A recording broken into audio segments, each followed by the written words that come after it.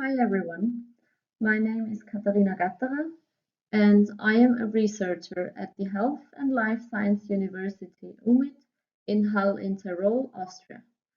Today I would like to present to you our study on adolescent athletes' perception of legitimacy of the anti-doping system to answer the question, what do adolescent athletes think about anti-doping in terms of its legitimacy? First of all, we need some information about the anti-doping program. The World Anti-Doping Agency and its anti-doping program was established in 1999 with the aim to protect the athlete's right to participate in doping-free sport and to ensure globally harmonized doping prevention. To do so, the World Anti-Doping Code was published, including all the rights and responsibilities of all athletes and their entourage under the code. Legitimacy is defined as a generalized perception or assumption that the actions of an entity are desirable, proper, or appropriate within some socially constructed system of norms, values, beliefs, and definitions. So, in the doping context, this would mean that the athletes have to perceive the actions of WADA and the system appropriate to comply to the anti-doping rules. Studies showed that the perceived legitimacy of the anti-doping system is important for the compliance. That means that athletes are more likely to comply with the anti-doping rules if they feel the anti-doping system is legitimate and if they perceive that the appropriate authority is enforcing the regulations. However, studies showed that athletes have the feeling that the rules are not implemented equally in every country. For example, in regard to the whereabouts system with its daily reporting obligations, the handling of the therapeutic use exemptions to use otherwise banned substances, or doping controls, as some countries are testing more than others. This negative perception can be a threat to the anti-doping system.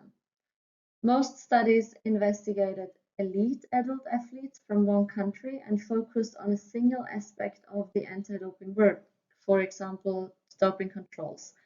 So we'll acknowledge how legitimate adolescent athletes perceive the anti-doping system. And so the aim of our study was to investigate the young athletes' perception of the legitimacy of the anti-doping system. We investigated adolescent athletes from 14 to 18 years old participating at major youth events using a questionnaire. We went to a summer and a winter edition of the Youth Olympics Games in 2018 and 2020, and also to a summer and a winter edition of the European Youth Olympic Festivals in 2019, with a total of 9,503 athletes participating. The survey included social demographic data, as well as 3 questions on legitimacy: the justification of the current anti-doping rules, the effectiveness of the current anti-doping system, and the global and equal implementation. The questionnaire was available online, and we were on site with 15 tablets for the athletes to use. We also had cards with QR codes that we distributed among the athletes so that they can do the questionnaire on their own electronic devices. In order to avoid a language bias, we had the survey translated into 23 different languages.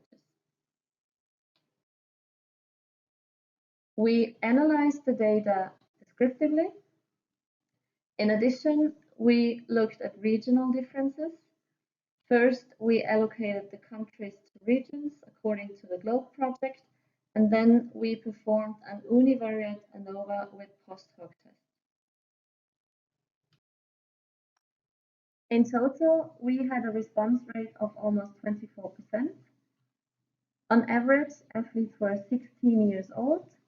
We collected data of more or less as many female as male athletes, and also more or less as many winter sport athletes as summer sport athletes. Athletes participated in 94 different sport disciplines, and they came from 124 countries. And as I said before, we allocated those countries to those 9 regions. Here you can see the mean values of each item, which the athletes answered on a 5-point Likert scale. Justification of the anti-doping rules was rated the highest, and global and equal implementation was rated the lowest. In addition, we also calculated an overall legitimacy score. When comparing the regions, we found significant differences for item number 1 and item number 3, and also for the overall legitimacy score. Post hoc tests with Bonferroni correction revealed most significant differences for item number 3, which was global and equal implementation of the current anti-doping rules. So if we look at this item in more detail, we can see that athletes from Northern America agreed the most, while athletes from Western Europe rated this item the lowest. Post hoc tests revealed significant differences for countries from Western Europe compared to all other regions but 2, namely Africa and Oceania. And for all the other regions, we found significant differences. So where do these results leave us? In general, the mean values were rather high. So we can say that adolescent athletes have a positive perception about the anti-doping system. This favorable opinion and this acceptance of the regulations is in line with other studies that investigated the legitimacy of the anti-doping work. Also, the justification of the system was rated the highest, while the global and equal implementation was rated the lowest. Also, this result is in line with other studies that showed that athletes perceive a lack of equal conditions regarding different aspects such as the whereabouts system and the doping controls. The problem here is that if already adolescent athletes at the beginning of their career have a feeling of unfairness, this could undermine the effectiveness of the whole system. Different regions rated the item about global and equal implementation differently, so we had athletes from Western Europe that rated it the lowest. It would be very interesting whether we can see an increased doping susceptibility in this region in the future. This is of course purely speculative, but as research suggests that the lower the perceived legitimacy, the higher the likelihood of drug use, we might consider this. Of course, future studies are needed to prove this hypothesis. Of course, this study is not without limitations. First of all, we have the language bias. Even though we had the survey translated in 23 different languages, there were still some languages that we did not have. And there might have been some misunderstandings if the athlete couldn't do it in his or her mother language and had to choose English, for example. Also, we did the data collection in the learning zones and the fun zones, and we might have missed some athletes because not all of them visit them. However, we tried to minimize this by distributing cards with the QR codes among the athletes and their entourage. Doping is a very sensible topic, and some athletes didn't want to talk about it with us.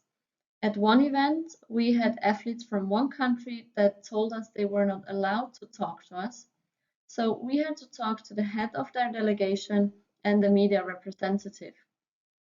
Once we assured them that it is not an interview, but an anonymous questionnaire, it was okay for the athletes to participate. Also, due to the social desirability, athletes might have refrained from answering honestly. We tried to minimize this bias by ensuring them anonymity when participating. In conclusion, we saw regional differences regarding the perceived legitimacy of the anti-doping system. So if anti-doping authorities want athletes to perceive the system as legitimate, they should aim for an equal and harmonized implementation of the rules across the world.